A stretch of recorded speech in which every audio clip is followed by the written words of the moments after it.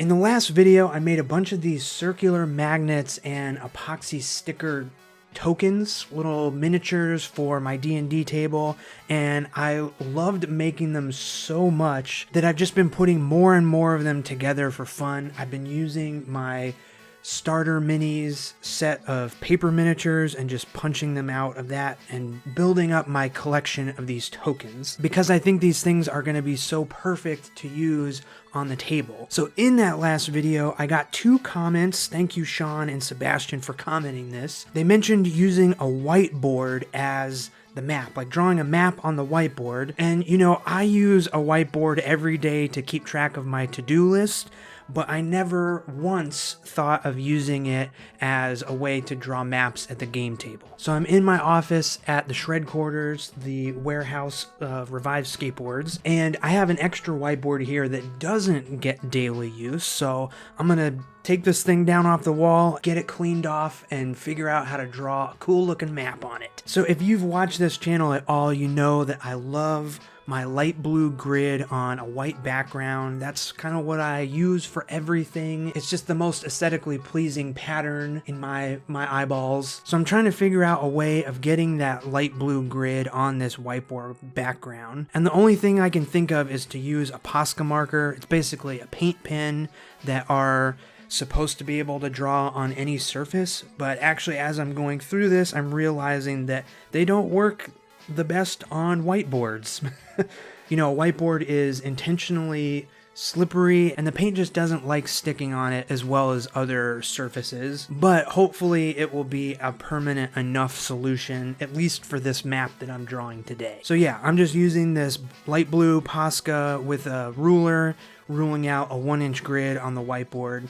The Posca pen doesn't erase like a dry erase marker. Like usually you can just take your finger and wipe off the dry erase marker. That doesn't work with the Posca pen, but if you do add a little bit of pressure, you can get the Posca paint pen off of the whiteboard. I guess if you know of a nice way to lay down a permanent blue grid on a whiteboard, let me know in the comments. All right, got this grid laid down on the whiteboard. I love the way this thing looks. It's not perfect, but it's just the light blue grid on the white background that I love so much, and honestly I could probably just hang this up on the wall and be psyched on it. But anyway, before I get to drawing the map directly on the whiteboard, I have to do a little bit of planning on a separate sheet of paper first. Even though you can erase on a whiteboard, I still gotta plan elsewhere before. Okay, so I have made miniature tokens for a necromancer, a bunch of skeletons and ghouls, a couple of bandits, a floating skull, and a wraith. So I'm going to think a little bit and design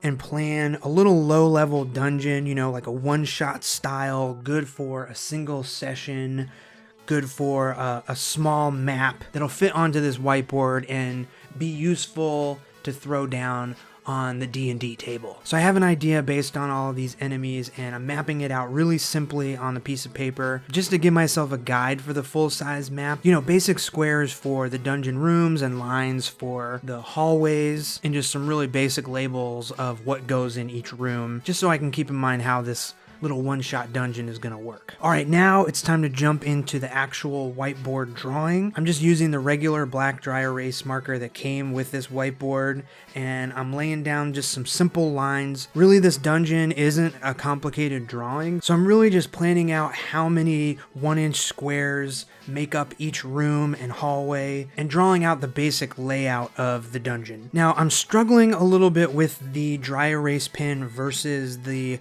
Posca pen grid, and through this process I've actually learned that if you want to erase something that is a little more permanent on a whiteboard, you can just scribble over it with a dry erase pen and then erase over it. In case you needed to know that information, it's a helpful tip. But really, I'm just making this crappy dry erase marker work with a little bit of patience. Okay, So the dungeon is all planned out, and if I were using a dry erase board at the table, this level of detail for the map is probably all I would need. You really don't need any fancy drawing or details to give the players an idea of how this dungeon is laid out. Because I love drawing dungeons and going overboard with things, I'm going to take it a step further and add some more details just to make this dungeon a little extra special for my players when I throw down the whiteboard on the table. But really all I'm doing is making the walls a little bit thicker and adding some texture so the map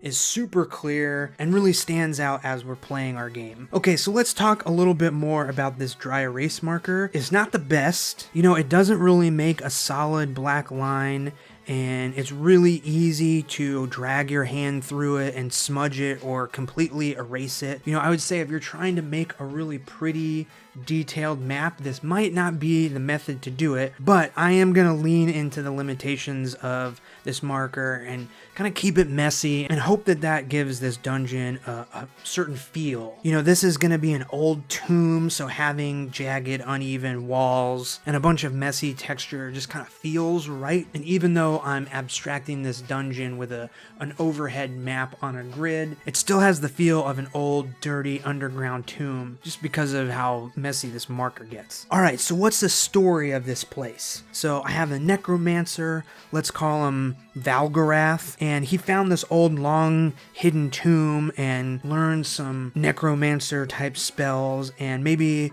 he wants to get back at the people of a nearby town, or maybe he wants to take over some local magic school or something. Either way, he has decided to use this tomb as a base of operations to build an army of skeletons. So his plan is to lure people to the tomb by spreading rumors of an ancient treasure inside, and once he's captured them, like he's captured these bandits, he feeds them to some ghouls that live in the collapsed cave part of the tomb. That way he can use one of his necromancer spells to reanimate the skeletons to serve his evil bidding. There's also a wraith who is the spirit of the person who was buried in this tomb originally, long ago. Maybe they came back to life when their treasure was stolen, or maybe Valgorath's spells went wrong and brought him back.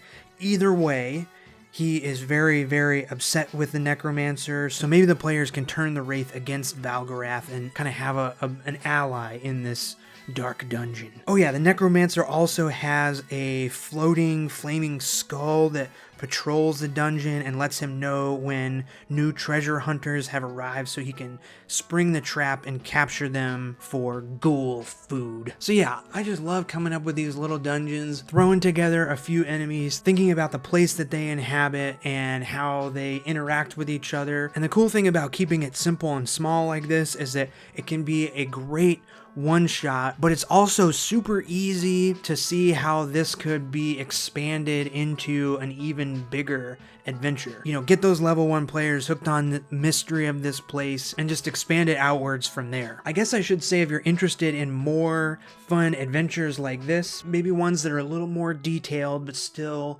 good 1 or 2 or 3 shot adventures, check out my Patreon that is linked in the description. Every month I make a new tabletop role-playing game zine and mail it out to patrons, or you can get a digital version. I've got adventures about exploring a wizard's tower or a kobold lair, or getting swallowed by a giant worm and having to find your way out of that. And actually, I just wrapped up the first full campaign, so all the zines are one-shots, but they can be combined into one big campaign, and that just finished last month. I'm very proud of how it all came together. So yeah, go check out the Patreon if that sounds cool. Okay, anyway, I have gone full on Zen mode on this drawing. I really love just zoning out on this sort of old school Dyson Logos style map with that sort of signature hatching texture. It's just a perfect straightforward way of showing this is the areas the players can't be, and then leaving the empty space for where the players can explore. You know, it takes a little bit of extra time to add in all of this detail, but I think it's totally worth it if this is a map that you're gonna throw down on the table for a fun night of adventuring. Okay, now that this map is wrapped up, let's get it back on the wall.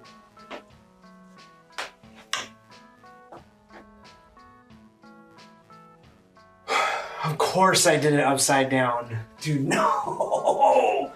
Okay.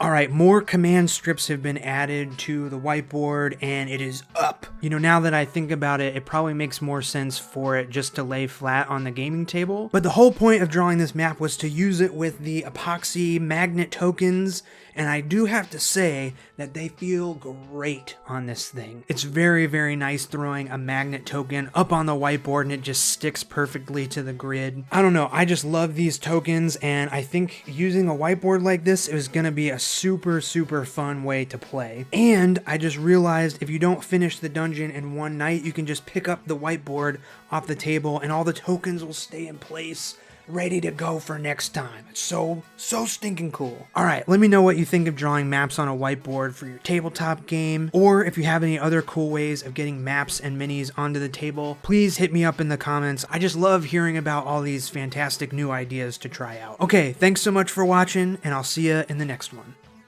See ya!